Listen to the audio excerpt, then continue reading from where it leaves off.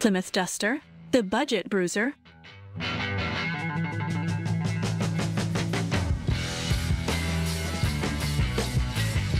The story of the Plymouth Duster is one of unexpected charm and unacknowledged brilliance.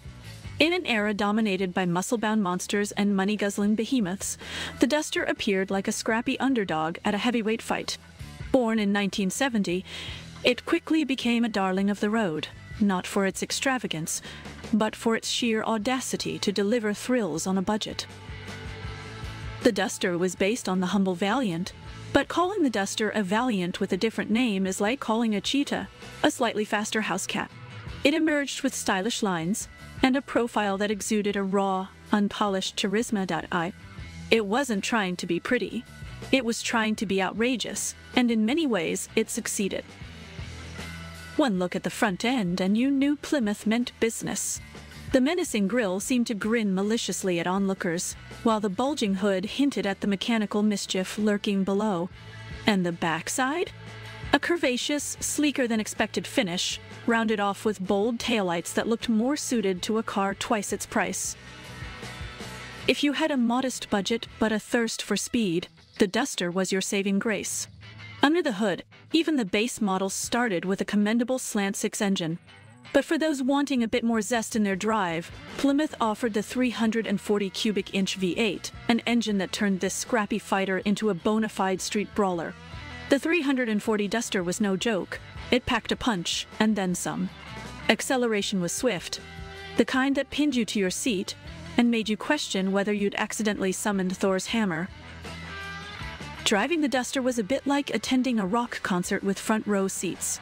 The noise was intoxicating, a guttural, deliciously rebellious sound that let you and anyone within a mile radius know this car meant business. The steering was an exercise in patience, as vague as an out-of-office email. But it didn't matter because the Duster was about raw thrills, not precision ballet. Inside, the Duster was stark, to put it mildly.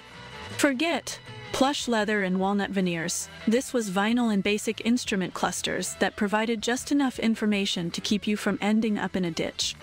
The seats were hardy and aptly named, built to endure, if not necessarily to comfort. But truthfully, when you're hurtling down the road with a gleeful roar, comfort becomes a secondary concern.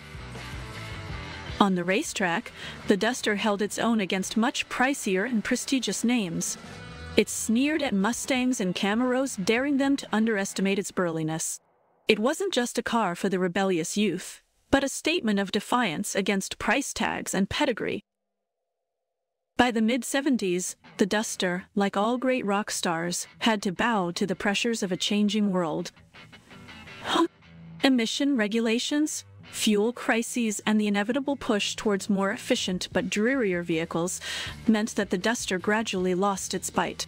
But for those glorious years, it was a beacon of affordable performance, a muscle car for the masses that didn't just populate the streets but ruled them. So, if you're lucky enough to come across a Plymouth Duster, treat it with the reverence it deserves. Revel in its audacity, its unapologetic rawness, and its place in history as the scrappy underdog that punched way above its weight. Enjoyed this blast from the past with the mighty Plymouth Duster? Hit that like button, subscribe to Autoicons, and share your favorite Duster stories in the comments. Stay tuned for more journeys into the wild world of classic cars.